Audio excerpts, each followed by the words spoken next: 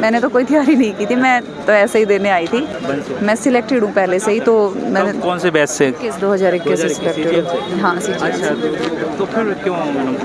बस ये इस बार नॉर्थ में वैकेंसीज काफ़ी अच्छी आई थी, तो मैंने सोचा कि एक बार दे लेती हूँ। इनकम टैक्स में जाना चाहिए। हाँ 4600 पे ग्रेड। हाँ करते रहो। बच्चों की कंप्लेन नहीं रहती है कि सिलेक्टेड कैंडिडेट आ जाते हैं तो हम लोग नहीं देखो, जब तक आगे बढ़ने के रास्ते हैं तब तक कोशिश तो करनी ही चाहिए ना, तो वही बात है बस। अच्छा, एसएससी से आपकी जॉब लगी है कि SSC CGL? सीजीएल? हाँ जी। सीजीएल से पहले ही से आप हैं? हाँ।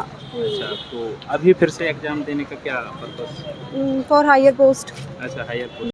मेरा तो 3rd अटेम्प्ट था, बट ऑलरेडी सिलेक्टेड हूँ मैं। अच्छा, SSC GST inspector GST inspector कब हुए? 22 में। 22 में। जीएसटी इंस्पेक्टर फिर सीजीएल देने का क्या उद्देश्य? ASO में क्या करते हैं अभी? टीए हूँ मैं, इनकम टैक्स असिस्टेंट। अच्छा अच्छा, तो ये कौन से एग्जाम से हुआ आपका? ये 2। एसएससी से? सीजीएल से? अच्छा, तो फिर से एग्जाम देने का क्या पर्पस, रैंक के लिए? और बस 4600 ग्रेड पे मिल जाए। तो आई होप आपने सारी वीडियो देख ली होंगी आगे की। अब हम बात करते हैं जिस मुद्दे पर ये वीडियो मैं बना रहा हूँ, आज मैं उस मुद्दे पर अब बात करने वाला हूँ। देखो, जो आरटीआई की जो डेटा सीजीएल ने दिया है 2023 का, उसमें हम देखते हैं, ठीक है, आप लोग भी देखिए, जो पोस्ट नेम दे रखा है ASO and CSS, excise inspector, executive assistant और टैक्स असिस्टेंट CBIC। अब मेन मुद्दा क्या है? मेन मुद्दा ये है कि आप यहाँ देखो, टोटल सीट जैसे दे रखी है एक्साइज इंस्पेक्टर की 2173, और सीट वैकेंट कितनी है, लेकिन खाली कितनी रहेगी? 401। यानी कि एक तरफ कहा जा रहा है कि क्या कहा जा रहा है कि मतलब वैकेंसी कम निकल रही हैं सरकार द्वारा या डिपार्टमेंट द्वारा, वैकेंसी नहीं मिल रही है। दूसरी तरफ ये डेटा देखिए आपकी 400 पोस्ट क्या हैं, खाली रह गई, 400 सीट खाली बची हैं, मतलब उनको भरने के लिए कैंडिडेट कम पड़ गए हैं। अब ऐसा क्यों हो रहा है? जबकि यार एक्साइज इंस्पेक्टर जो कि 4600 ग्रेड पे की नौकरी है, ऊपर देखिए आप ASO एंड CSS जो कि दिल्ली की सचिवालय की नौकरी है, 692 में से 39 सीटें खाली रह गई। अब दिमाग में क्वेश्चन ये चल रहा होगा कि आखिर सीट खाली रह क्यों गई? क्योंकि अगर आप देखते होंगे कि एक सफाई कर्मचारी की वैकेंसी निकला है, तो उसमें PhD होल्डर भी अपना क्या करते हैं, फॉर्म फिल कर देते हैं। लेकिन ये तो CGL के थ्रू इतनी बड़ी बड़ी, देखो टैक्स असिस्टेंट तो छोटी है, लेकिन अगर हम एग्जीक्यूटिव असिस्टेंट और CSS की और एक्साइज इंस्पेक्टर की बात करें तो इतनी बड़ी बड़ी पोस्ट हैं, और यहाँ मतलब सीट खाली रह गई। तो ये खाली रह क्यों गई? इसका क्या मतलब वजह हो सकती है? क्या ऐसा मुद्दा है? तो चलिए हम इसी बात करते हैं, और इसी चीज़ को हम टैकल करेंगे कि ये मतलब क्या है ऐसा जिससे सीट खाली बची हैं। और ये छोटी मोटी बड़ी बात नहीं है। आप लोग वीडियो पर बने रहिए, सारी चीज़ें देख के जाइए, छोटी सी वीडियो है। और चलते हैं अगली स्लाइड पर, देखते हैं कि क्यों ऐसा हुआ। सबसे पहले आप इस स्लाइड में देखिए।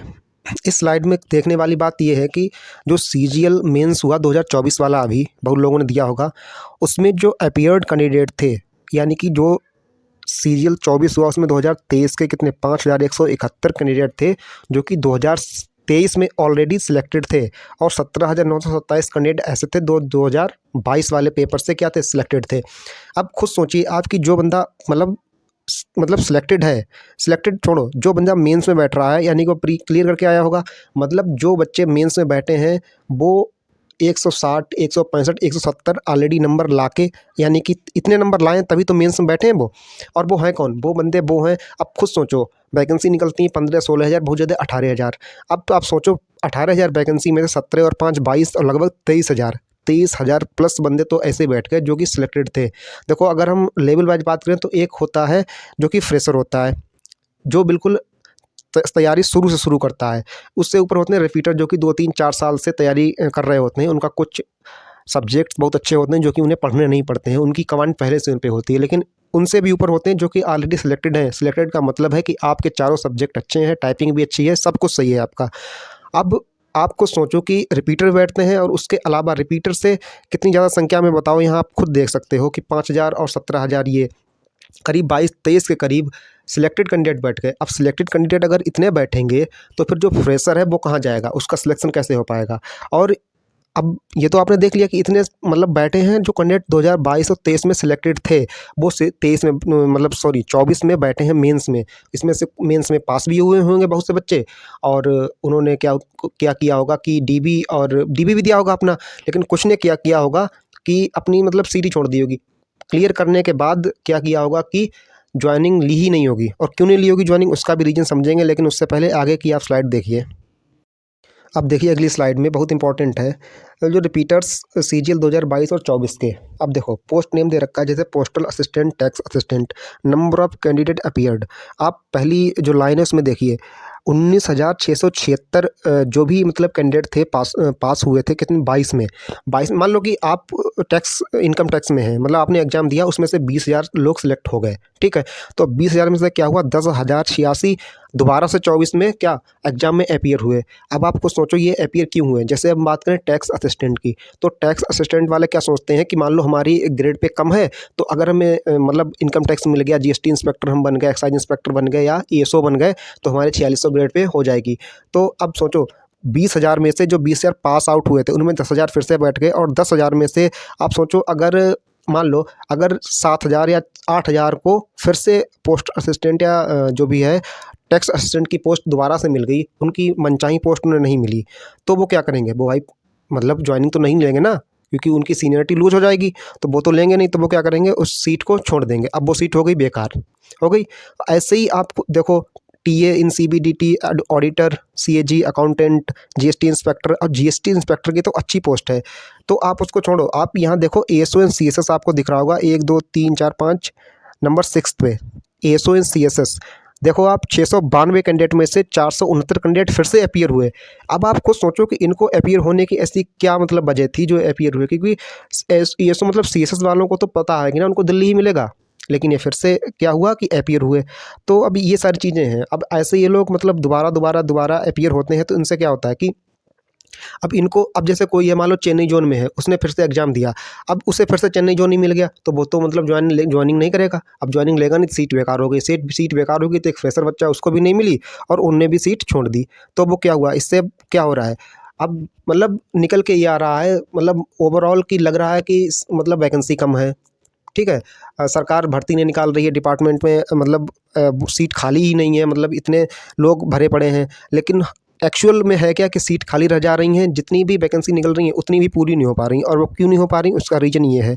अब रीज़न इसका कारण क्या है कि ये डिपार्टमेंट को ये देखना चाहिए कि जो भी लोग दोबारा बैठ रहे हैं और एग्ज़ाम दे रहे हैं तो वो या तो अपनी मतलब पहली बात तो वो सीट लें, अगर ठीक अगर नहीं ले रहे हैं देखो उनको तो नहीं रोक सकते, जो भी मतलब एग्ज़ाम देगा उनको नहीं रोक सकते, हालांकि उनको देखना चाहिए कि एग्ज़ाम ना दें दोबारा, लेकिन ये डिपार्टमेंट को करना चाहिए कि उनकी वेटिंग लिस्ट बनाएं अलग से, क्योंकि जो भाई जो फ्रेशर बच्चा है वो फिर कैसे आगे निकल पाएगा जिसके 140-50 नंबर आ रहे हैं, और जो रिपीटर हैं, और रिपीटर छोड़ो जो सिलेक्टेड, मेन बात सिलेक्टेड की है, जो कि अपना मतलब पहले से सिलेक्टेड हैं, दूसरी सीट भी लेके छोड़ देते हैं और उनके नंबर 70-75 आते हैं प्री मेन दोनों। अब खुद सोचो ना, पहले आपने डेटा देखा 18,000 वैकेंसी थी, 24,000 तो वही बैठ गए जो 2022 में सिलेक्टेड थे। तो ये तो फिर जो फ्रेशर है उनके लिए तो दरवाज़ा बिल्कुल बंद हो गया इस तरह से। आप इस स्लाइड में देखिए, आगे वाली स्लाइड में मैं दिखाता हूँ आपको कि 3437 candidate got selected in SSC CHSL 2024, मतलब कि करीब लगभग 3500 के 3450 के करीब कैंडिडेट जो सिलेक्टेड हुए थे 2024 में, किसके थ्रू, एसएससी सीएचएसएल के थ्रू। फिर क्या होगा, more than 75 of them appeared for SSC CGL mains as well, यानी कि उनमें से करीब 75%। आपको सोचो जो सीएचएसएल वाले हैं उन्होंने क्या किया, उनको जॉब मिल गई सीएचएसएल में, अब वो क्या कर रहे हैं, एक तो देखो लेवल सीजीएल सीएचएसएल एमटीएस का तो और भी लेवल ऊंचा है, तो इनका लेवल एकदम ऐसा इन्हें बना रखा है, कोई लेवल में ऊपर नीचे नहीं है। तो जो बंदा सीजीएल में बैठता है, सीएचएसएल में बैठता है, तो क्या है आराम से वो सीएचएसएल की छोड़ देगा और सीजीएल को ग्रहण कर लेगा। तो होता क्या है कि अब सीएचएसएल में वैकेंसी उसने छोड़ दी, अब जैसे सीएचएसएल में वो अपीयर हुआ, उसने क्लियर कर ली, तुरंत ही सीजीएल आ गया, उसने सीजीएल दिया, उसका क्लियर हो गया, उसने क्या किया, सीएचएसएल वाली जो अपनी सीट थी उसको छोड़ दिया, सीजीएल में ज्वाइन कर लिया। अब सीएचएसएल की सारी जितनी भी सीट थी अब वो खाली पड़ी हैं, और सीजीएल में क्या हुआ, सीजीएल वालों की जो भी सीजीएल में पहले सिलेक्टेड थे उनने भी एग्जाम दिया, और उनने क्या किया कि आधी जो सीट थी वो उनने छोड़ दी, क्योंकि उनको मनचाही पोस्ट नहीं मिली या उनको अपना मनचाहा जोन नहीं मिला तो उनने भी छोड़ दिया।